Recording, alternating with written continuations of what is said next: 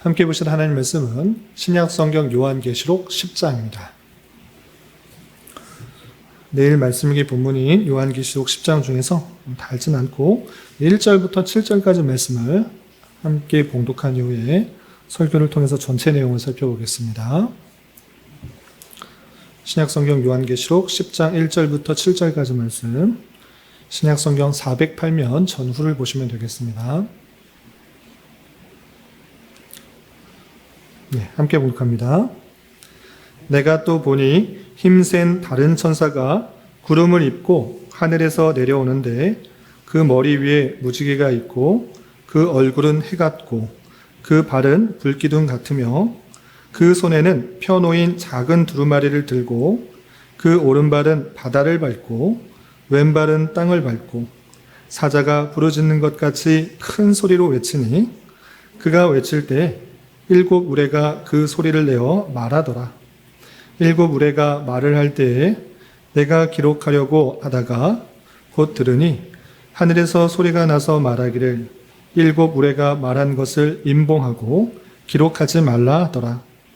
내가 본 바 바다와 땅을 밟고 서 있는 천사가 하늘을 향하여 오른손을 들고 세세토록 살아계신 이 곧 하늘과 그 가운데에 있는 물건이며 땅과 그 가운데에 있는 물건이며 바다와 그 가운데에 있는 물건을 창조하시는 이를 가리켜 맹세하여 이르되 지체하지 아니하리니 7째 천사가 소리내는 날 그의 나팔을 불려고 할 때 하나님이 그의 종 선지자들에게 전하신 복음과 같이 하나님의 그 비밀이 이루어지리라 하더라.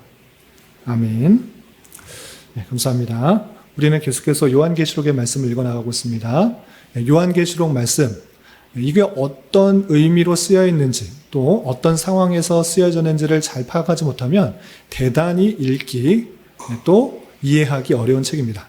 그러나 우리가 요한계시록 첫 시간에서 개요를 통해서 살펴본 것과 같이 핍박과 탄압 속에 있는 교회들에게 하나님께서 이 세상 모든 만물을 창조하시고 주관하시고 섭리하시고 다스리실 뿐만 아니라 특별히 하나님의 교회를 끝까지 보호하고 지켜서 천국에 이르게 하신다라는 그 놀라운 사실을 알려줌으로 말미암아 핍박과 탄압 속에서도 더 힘있고 든든하게 서가기를 바라기 위해서 이게 쓰여졌다. 이 생각을 하면서 읽으면 이게 무엇을 말하는지 조금 더 잘 이해할 수 있습니다. 그리고 거의 많은 부분에 있어서 상징적인 언어를 표현하고 있는데 이 상징이 도대체 무엇인가에 골머리를 앓고 또 집중하다 보면 이 문맥에서 말하고자 하는 것들을 잊어버릴 수 있습니다. 그래서 하나하나 그 상징이 무엇일까 이것을 이해하고 또 파악하는 것 물론 중요하지만 그것에 너무 집중하다 보면 전체에서 말하고자 하는 그 내용 그리고 흐름들을 놓치기가 상당히 쉬우니 우리는 그 문맥 속에서 이 본문을 이해하기 힘써야 될 것입니다. 특별히 10장에서 말하는 것도 그냥 이 자체를 떼어서 읽으면 무슨 말 하려고 하는지 잘 모를 수 있습니다. 그러나 앞뒷 문맥을 또 전체 문맥 속에서 앞뒷 문맥과 함께 이 본문을 읽으면 이것을 지금 말하려고 하고 있구나 이것을 알 수 있는 것입니다. 그래서 문맥을 잠깐 소개해 드리도록 하겠습니다. 이 본문은 7번째 나팔이 불리기 전에 있는 그 일에 대해서 설명을 하고 있는데 그럼 7째 나팔 불리기 전에 6째 나팔에 어떤 일이 있었는가를 먼저 생각해야 됩니다. 그리고 6째 나팔이 불리기 전에 또 첫째 나팔부터 5번째 나팔까지 어떤 일들이 있었는지 먼저 생각해보며 이해하면 좋겠습니다. 그것은 무엇이냐라고 할 때 하나님께서 이 세상을 다스리는 그 놀라운 비밀과 계획이 7인을 떼는 것을 통해서 알려졌는데 그 7번째 인을 떼는 것을 통해서 하나님께서 성도들의 기도를 들으시고 또 역사하실 뿐만 아니라 그 마지막 비밀 가운데서는 하나님의 놀라운 심판들이 드러나는 것을 볼 수 있습니다.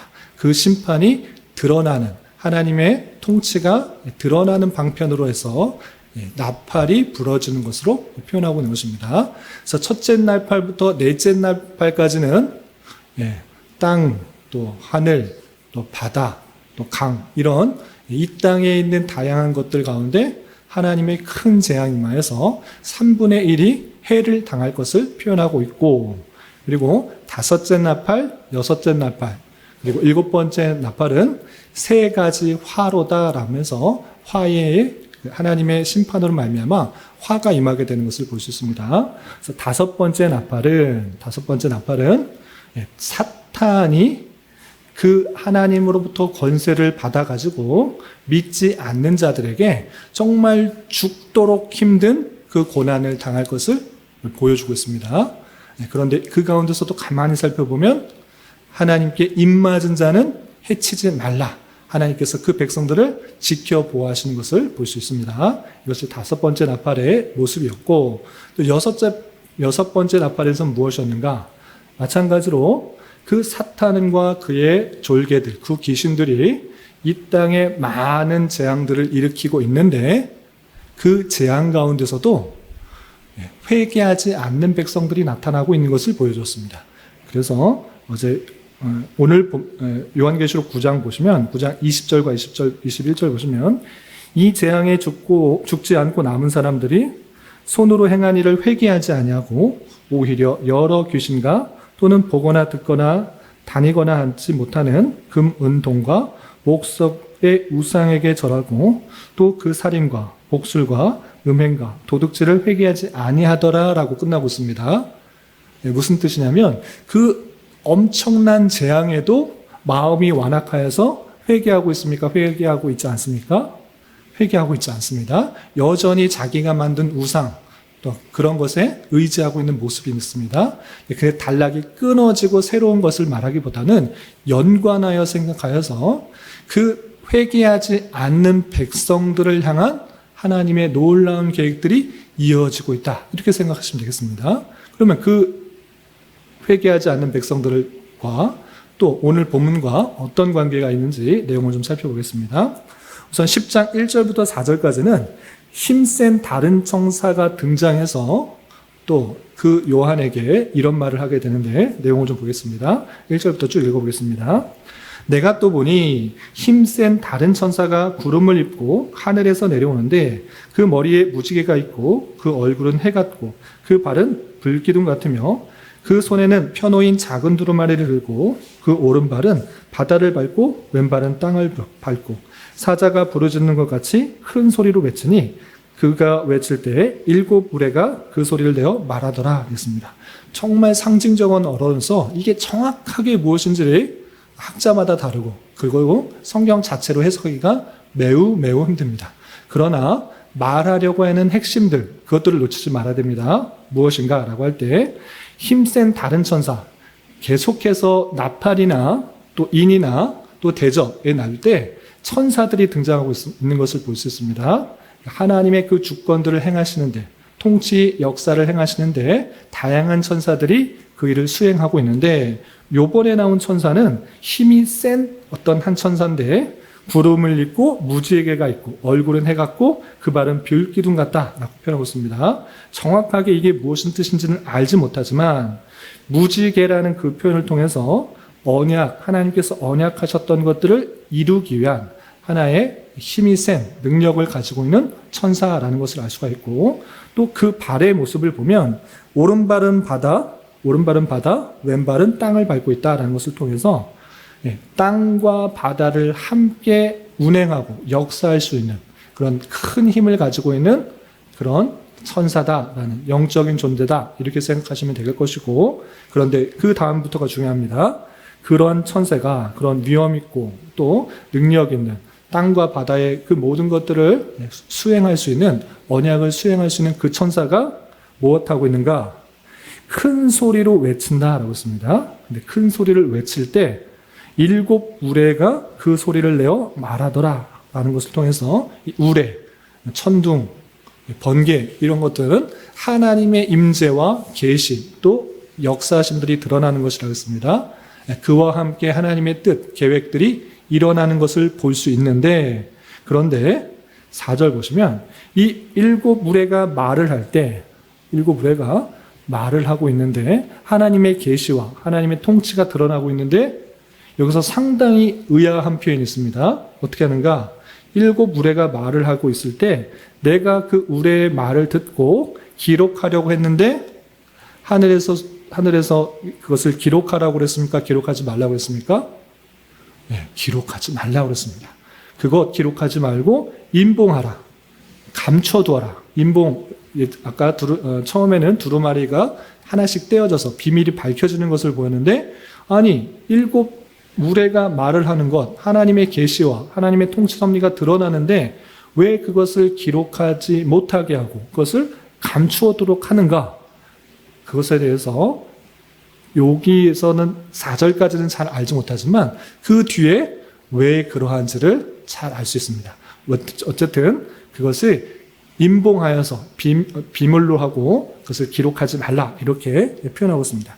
그리고 5절 이하 7절까지는 그 가려진 것, 인봉한 것이 언제 드러나야 되는지 그 천사가 이렇게 말하고 있습니다.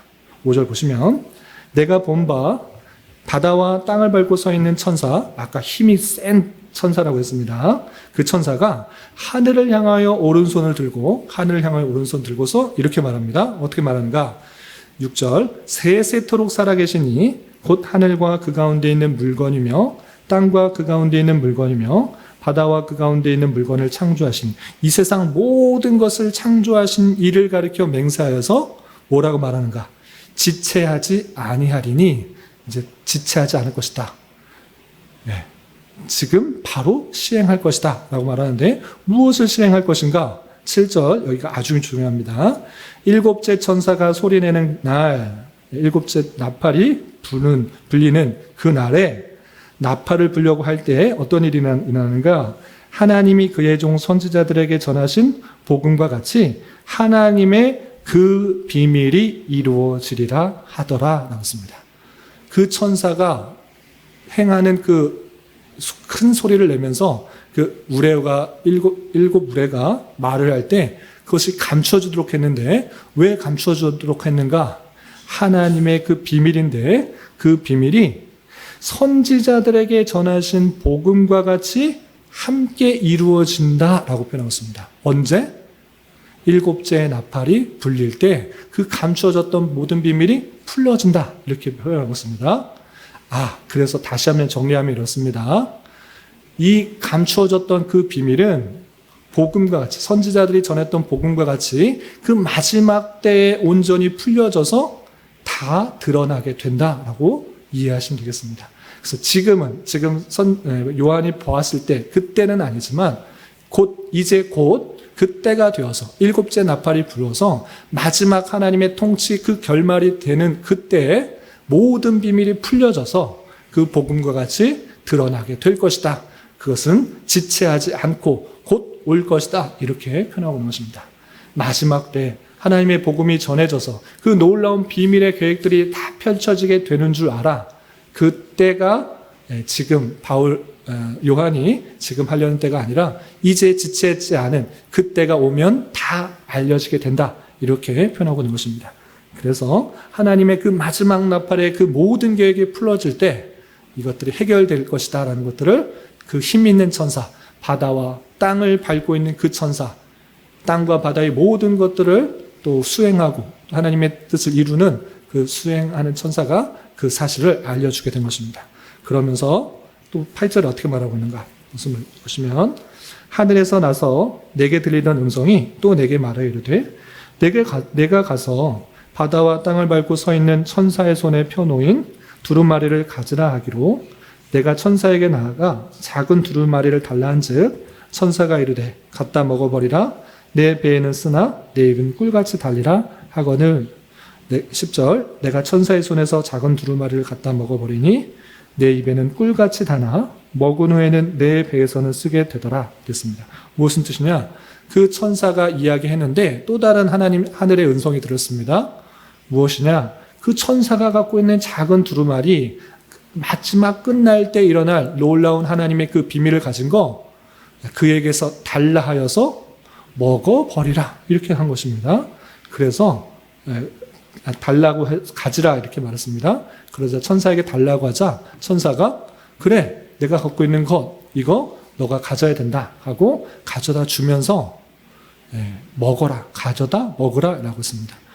먹으라는 것은 실제 두루마리를 먹을 수 있는 것은 아니기 때문에 그것이 완전히 소화되도록 너의 것으로 삼아라. 그 모든 계획들을 너의 것으로 삼아라. 이렇게 한 표현이고, 그것이 처음에 입에는 정말 달게 되지만 그 후에 배까지 이뤄갔을 때 그 복음의 처음, 그리고 그 하나님의 놀라운 계획을 처음 알았을 때는 정말 기쁘고 어떤 것을 가진 것보다 더 감사하고 기쁘고 놀라운 충만이 있지만, 그것이 배까지 들어가는 그 소화가 되는 과정 속에서는 많은 환난과 역경과 어려움들이 닥치게 될 것을 표현해 주고 있는 것입니다. 그래서 선사의 말대로 요한이 그 두루마리를 갖다 먹었더니 내 입에는 꿀같이 달았지만 먹은 후에 배에서는 정말 쓰게 되었다. 처음에 그 놀라운 비밀과 깨달음을 알았을 때는 기쁨과 감사, 모든 것을 알게 되는 그런 능력들이 있었지만 실제로 소화하고 실제 삶의 경험에 있어서는 큰 어려움이 닥치게 되는 것들을 상징적으로 표현하고 있는 것입니다. 그러면서 마지막 11절에 이렇게 표현하고 있습니다. 11절 보면 그가 내게 말하기를 내가 많은 백성과 나라와 방언과 임금에게 다시 예언하여라 하리라 하더라 라고 표현하고 있습니다. 그 두루마리의 놀라운 계획들을 다 깨달았기 때문에, 다 먹었기 때문에 너만 알고 그치는 것이 아니라 어떻게 해야 된다? 많은 백성, 나라, 방언, 임금 다시 그것들을 예언해야 된다라고 표현하고 있습니다. 그리고 이어지는 11장에서는 그런 사명을 받은 요한이 그 교회들에게 그 역할들이 전해져서 그 놀라운 비밀과 계획들이 수행되어지는 것을 볼 수 있습니다. 그러면 그 놀라운 마지막 그 비밀, 하나님의 그 비밀이 무엇이냐? 그것은 우리가 수요 성경 공부 때 계속해서 배우고 깨달았던 것입니다. 그럼 무엇이었습니까? 우리 소선지서의 큰 주제, 계속 반복되는 것이 무엇이었습니까? 심판과 회복. 심판과 회복이 그 놀라운 계획의 핵심 내용인 것입니다. 그냥 하나님께서 그 백성들을 구원하시는 것이 아니라 이런 타락한 백성들 심판하시고 또한 하나님의 그 백성들을 구원하신다라는 내용들을 다시 한번 알려주고 있는 것입니다. 그래서 그 놀라운 비밀이 복음과 함께 마지막 끝날 때 전파되어서 하나님의 놀라운 심판이 정말 재앙과 같은 심판이 가득 임하게 될 것이고, 그리고 그 심판 가운데서도 택하신 백성들을 다시 한번 회복시키고 구원하셔서 하나님의 나라를 이루실 거라는 그 마지막 나팔의 그 뜻을 또 11장, 12장 계속해서 알려주는 것입니다. 오늘은 10장의 내용이니까 이 말씀을 통해서 문맥과 함께 생각해 보면 첫 번째 이런 교훈을 얻을 수 있습니다. 그럼 무엇이냐? 19장 마지막 절에서 우리는 무엇을 보았습니까? 하나님의 재앙 속에서도 여전히 완악하여서 회개하지 않고 우상 숭배하고 타락한 그 백성들을 보고 있습니다. 그런데 곧 이어서 하나님의 놀라운 계획들을 알려줍니다. 그것은 무엇이냐? 요한, 사도 요한에게 그 놀라운 계획을 깨닫고 너만 알고 있어라 한 것이 아니라 나라와 백성과 방언과 임금에게 전하여야 하리라 라고 표현하고 있습니다. 그러면 이 남아있던 부패하고 타락하였던 완악한 마음을 가진 사람에게 전해야 된다는 것입니까? 전하지 말라는 얘기입니까? 당연히 전하라는 얘기인 것입니다. 그래서 이 땅의 백성들이 천둥이 나고 지진이 나고 또는 큰 재앙과 같은 사실이 나타났다고 해서 하나님께 돌아오지 않는다. 그들이 돌아오게 되는 방편은 무엇인가? 그것은 다름 아니라 무엇입니까? 복음. 하나님의 말씀이 전해져야지, 이것이 하나님의 놀라운 재앙이구나. 그런 줄 알아 자기가 회개하고 또 돌이켜서 주께로 돌아온다는 것입니다. 그냥 재앙만 있다고 해서 그들이 돌아오는 것이 아니라 하나님을 아는 자는 큰 재앙 같은 사실을 만나고 큰 어려움을 당하면 내가 잘못했구나 이렇게 돌아오지만, 전혀 알지 못하는 사람들은 그냥 큰 재앙을 만나면 여전히 다른 자기가 믿는 신에게 의지하고 여전히 부패하고 타락한 본성들을 버리지 않는 것입니다. 그러나 하나님께서는 그러한 백성들에게 다시 한번 복음을 전파하고 하나님의 놀라운 비밀을 알려주고 하나님의 주권 가운데 이 세상 모든 것들이 좌우되며 하나님의 그 놀라운 사랑과 은혜를 받아들이는 자에게 구원이 임한다는 사실들을 전해야 된다라고 알려준 것입니다. 그것이 마지막 때 요한에게 주신 말씀이며 오늘날 우리에게 주시는 말씀이라는 사실들을 잊지 말아야 될 것입니다. 그런 줄 알아. 우리는 복음 전도를 통해 하나님의 비밀을 계획을 알리시는 하나님의 놀라운 계획을 알아야 될 것입니다. 환난과 재앙 가운데서도 사람은 변하지 않지만 하나님의 말씀을 통해 그 복음을 통해 변하게 될 것이라는 사실들을 알고 그 복음의 중요성을 잘 깨달아야 될 것입니다. 그것이 다른 누구가 아니라 우리가 변하게 되는 것은 어떤 다른 신기한 일이 일어나서가 아니라 하나님의 말씀을 듣고 깨달아 알게 될 때 그 주께로 돌아오게 된다는 사실들을 알아 복음 전도를 통해 하나님의 말씀을 통해 하나님의 놀라운 비밀과 하나님을 믿게 된다는 사실들을 잘 깨달아 우리는 하나님의 그 마지막 나팔의 계획을 잘 깨달아야 될 것입니다. 또한 우리는 사도 요한처럼 그 놀라운 비밀과 또 복음의 내용들을 받아 먹을 때 입에는 달지만 배에는 쓰게 된다는 사실을 잊지 말아야 될 것입니다. 이것이 오늘날 우리에게 적용하자면 복음을 들었을 때는 기쁨과 감사가 있지만 실제 삶으로 소화하는 그런 삶을 살아갈 때 대단히 어려움이 있는 줄 알아야 될 것입니다. 하나님을 믿고 사는 삶, 항상 기쁨과 감사가 있는가? 하나님의 놀라운 비밀을 알게 되면 항상 우리가 사는 길이 탄탄대로인가? 그렇지 않고 정말 쓰디쓴 그런 삶을 살아가게 되는 줄 알아. 복음을 들었다고 해서 항상 기쁨만, 즐거움만 기대하지 말고 또한 어려움과 큰 환난이 있는 줄도 알고 그것을 잘 감당해야 될 것입니다. 이런 저와 여러분이 되시기를 주님의 이름으로 부탁을 드립니다. 그리고 마지막으로 요한이 받은 많은 백성과 나라와 방언과 임금들을 향하여 예언해야 된다라는 그 말은 요한에게만 국한된 것이 아니라 예수님께서 제자들에게 하신 말씀과 함께 연관하여 생각해 볼 때 교회에 주신 사명이다. 이 사실들을 잊지 말아야 될 것입니다. 그래서 우리가 하나님의 복음을 듣고 또 놀라운 비밀을 깨달았을 때 나만 알고 끝나는 것이 아니라 우리 주변 사람들에게 복음을 전하는 하나님의 놀라운 계획을 전하는 사명들을 잘 감당해야 될 것입니다. 그것이 교회의 사명이요 우리가 마땅히 말과 행동으로 전해야 되는 사명인 줄 알아 이런 일들을 잘 감당해야 될 것입니다. 이런 일들을 잘 감당할 수 있는 저와 여러분이 되시기를 주님의 이름으로 부탁을 드립니다. 기도하겠습니다. 하나님 아버지 감사합니다. 오늘 말씀을 통해 6째 나팔을 불 때 있는 재앙 중에 하나님의 놀라운 비밀이 어떻게 이루어지는지에 대해서 살펴보았습니다. 이런 말씀을 대하는 자로서 천국 복음과 하나님의 비밀을 알게 된 자로서 참으로 감사한 삶을 살아가되 때때로 그 일들로 인하여 당하게 되는 여러 가지 어려움들도 잘 극복하고 감당하게 하여 주시고 이 계시의 말씀과 비밀한 내용들을 전해들은 자로서 많은 사람들에게 말과 행동으로 잘 전하는 사명을 감당할 수 있는 우리 모두가 될 수 있도록 인도하여 주시옵소서. 주님, 이 시간 계속해서 우리에게 주어진 여러 가지 기도 제목을 가지고 주님 앞에 나아갑니다. 믿음으로 간구하는 은혜의 시간이 되게 하여 주시옵소서. 예수님의 이름으로 기도 올리옵나이다. 아멘.